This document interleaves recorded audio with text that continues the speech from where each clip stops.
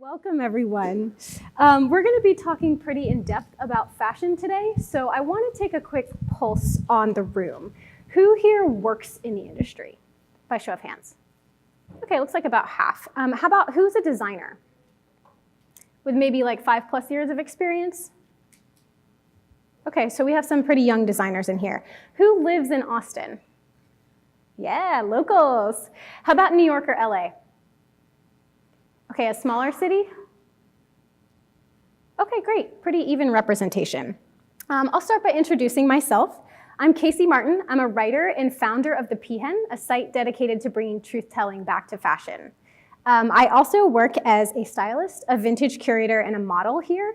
And when I moved my business to Austin about 3 years ago, I became really passionate about creating community around the emerging fashion scene here, especially when it came to supporting local and ethical designers. And that's how I met your lovely panelists today. We all work in fashion in some capacity, and we're focused on pushing the industry forward and challenging convention. And through our ongoing partnership and dialogue, we hatched an idea that we're excited to share with you today. It's about localizing fashion for the future. And you can think about it like you think about local food. We're all into this idea, right? We know that buying from local farms and supporting CSAs lowers our carbon footprint, and it helps directly support people in our community, and it helps our economies thrive. So we're curious, why don't we take this approach with our clothing? After all, our food and our fiber comes from the same place, flora and fauna, right? And this seems especially relevant now, at a time when Made in America and reshoring are both really touted as a virtue. Why then haven't our clothes localized? Well, it turns out our infrastructure is fundamentally flawed. Not only do we lack production resources and capacity in the United States, what resources we do have are overly concentrated in manufacturing hubs like New York and Los Angeles. And this leaves designers and fashion brands in the 3,500 other cities outside of these traditional fashion capitals strapped, and consumers without access to local fashion.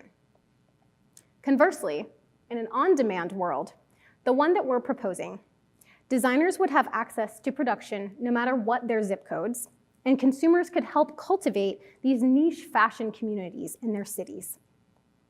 Through localization, Made in America would become a viable and affordable option, and the American fashion ecosystem would not only become more open and transparent, but more circular and sustainable. We're going to be exploring this idea of on-demand fashion at length today, explaining why it's important, and discussing the education, production, infrastructure, and cultural resources required to support this vital shift.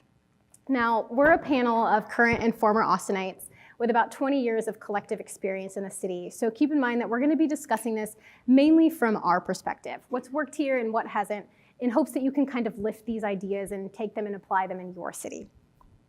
So without further ado, I will introduce our panelists. First, we have Sweta Vakani, all the way over here. She has the longest tenure in Austin among us. After Sweta started making her own clothes in middle school, she resolved to work in as many fields of apparel design as possible. She pursued a BFA in costume design and technology from Emerson in Boston and worked in alterations until she moved here in 2011. She earned an MFA in costume tech from UT, and her experience in design and costuming ranges from pay-per-piece sewing gigs to consulting work for multi-million dollars like Alita, Battle Angel, and Nat Geo's The Long Road Home. In Austin, Sweta worked as a technical designer for Trunkus, which is a local production that helps startups, and Sock Club, a prominent Made in the USA brand. Now she lives in LA, where she freelances as a technical designer for international fashion companies and is working on her own line of basics that help redefine the skin color nude. Andy Day also has a vast and diverse background in design and costuming. She earned a degree from Baylor University, which she put to use as a stylist and costume maker, working in film, television, and commercial production. Her clients have included HBO, Ford Trucks, TNT, A&E, FX, and many more. Andy moved to Austin in 2013 and earned a master's in theatrical design from UT. That's where she met Sweta and they became friends. In 2016, Andy founded her own Made in the USA apparel brand, Marie Claret, to serve a need for custom-fit garments made from natural fibers like linen and silk. In addition to running her indie line, Andy is also a professor of apparel design and merchandising